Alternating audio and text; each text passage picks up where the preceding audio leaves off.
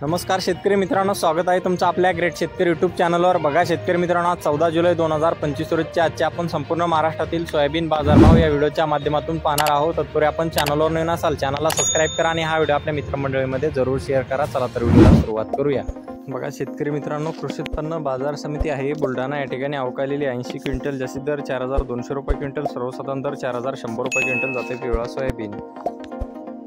बघा तसे पुढील बाजार समिती आहे नागपूर या ठिकाणी अवकालेली 8 क्विंटल जास्तीत दर 4150 रुपये क्विंटल, सर्वसाधारण दर 4063 रुपये क्विंटल जात आहे लोकल सोयाबीन।